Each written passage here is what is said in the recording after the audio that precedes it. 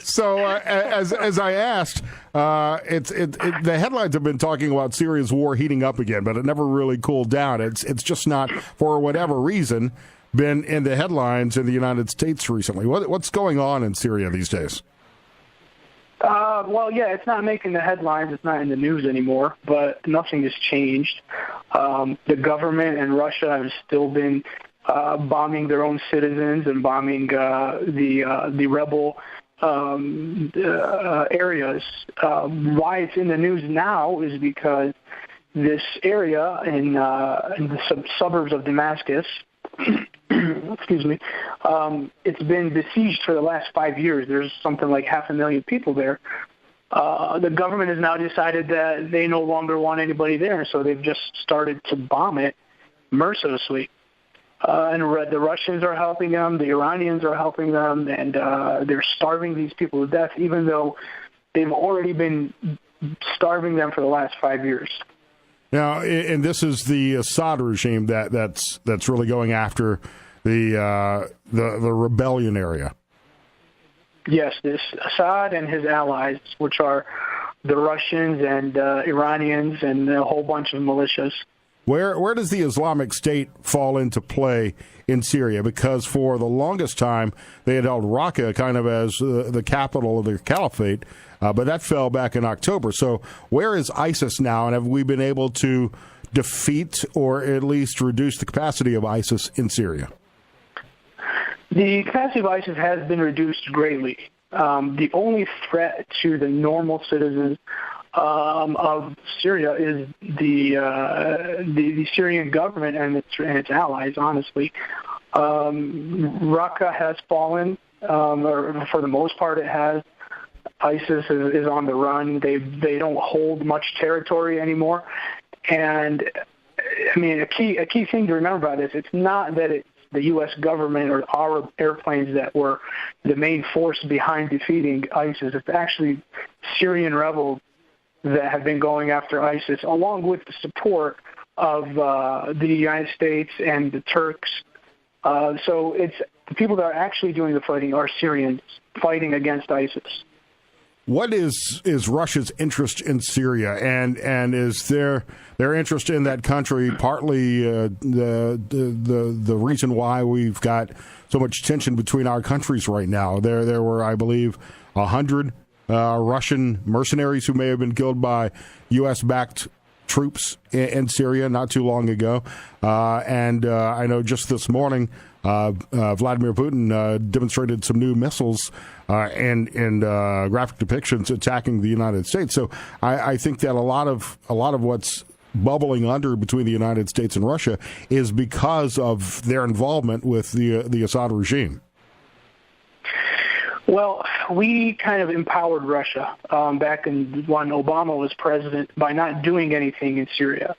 The problem was we let the Russians go in and build up a force. The Russians really, they want to be part of Syria because it's like their last Middle Eastern ally. But now also after the Syrian issue, now they're also allies with the Iranians. And, I mean, it's just they're wreaking havoc on the area because of their support for dictators and their wars against their own people.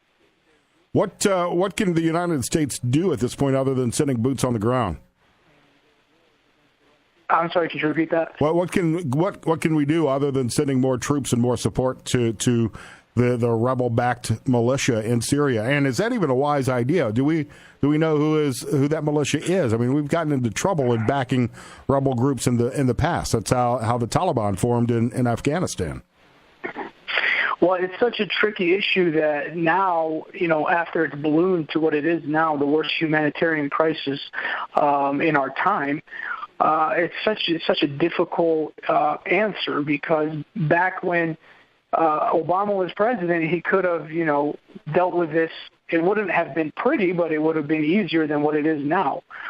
But when Trump took over in his first few months of office, he did send a few missiles over to Syria, and he said chemical attacks are not going to be tolerated.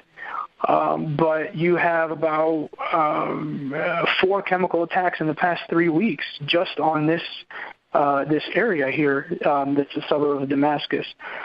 So, I mean, yes, there needs to be support for locals, but at the same time, we need to have a real peace process, letting the Russians guide this peace process and letting them be in charge of, the peace negotiations is really just an oxymoron because they're the ones that are doing the killing. It's as far as being able to watch this story from here in the United States, I think a lot of people just try to ignore it because it's such a complicated conflict and so many different players are involved, and you don't know who we as the United States should be supporting. But it's easy to look at these pictures that we are getting, the few that come out of Syria, and see children dying on the streets and know that something's got to be done. We've got to figure out who needs the support of the United States and actually support them. And I think that the President Trump, came in with every intention to do the right thing, but has been greatly distracted over the last 9-10 months and hasn't been able to devote as much attention as maybe he should to what's happening in Syria, and as a result, this tension has built up, and the absence and the vacuum created by running ISIS out of Raqqa has just made the situation even worse. Well, I mean, a UN ceasefire resolution was passed on Saturday, and unfortunately, the Russians and the Syrian government have broken the ceasefire numerous times since then. There are actually bombing the humanitarian gateways for people to escape. Then you have the Iranians who said, well, we don't even recognize this ceasefire.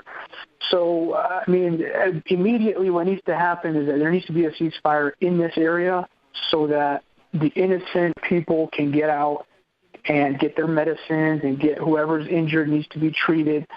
I mean, we've had hundreds and hundreds of people die just in this, in the past week here.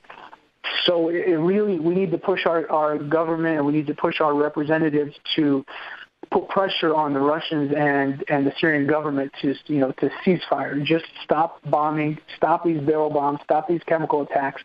Let people get out. If you want to fight the rebels, okay, go ahead and fight the rebels, but don't kill the innocent people. Where are they going to get out? Where are they going to go? The refugee crisis in the surrounding countries has already crippled some of the countries that have tried to help with the people trying to flee Syria. Well, what I'm talking about is this specific area here in this suburb of Damascus. Let them get out to other areas of Syria. There are, government-held areas that don't have any fighting, and there's also rebel-held areas that have lesser fighting. These people need to get food. They're all starving to death. They need to get treated for their injuries. So, if there's a war going on between the government and the rebels, why is the government only bombing civilian areas? They're not even bombing the front line where the rebel fighters are. They're bombing the schools. They're bombing the hospitals on purpose. They are purposefully targeting underground hospitals. And they're doing that to kill the morale and to kill the will to fight the Assad regime. Absolutely. Yeah, I mean, obviously, it's more as devastating as it is on human life, and it's taking a toll. It's also psychological warfare because if you're able to defeat the will of the people to fight back, then it's much easier to keep them under your thumb as well. Absolutely, and the Syrian people are strong people. They've held on since 2011. Assad is never going to be the president of all of Syria ever again. Now it's just him killing as many people as possible. Well, Ammar, keep us posted on what you're hearing from Syria, and don't let us forget about these atrocities that are taking place, and let's keep the pressure on Congress to act and to do something and figure out who we need to be supporting in that country. Will do. And again, I always like to thank you for letting me on and talking about this very important subject that is dear to my heart. You've been one of the only local news stations that's actually been covering this on a regular basis, and I will definitely, keep you posted. It's 4:50 on News Radio.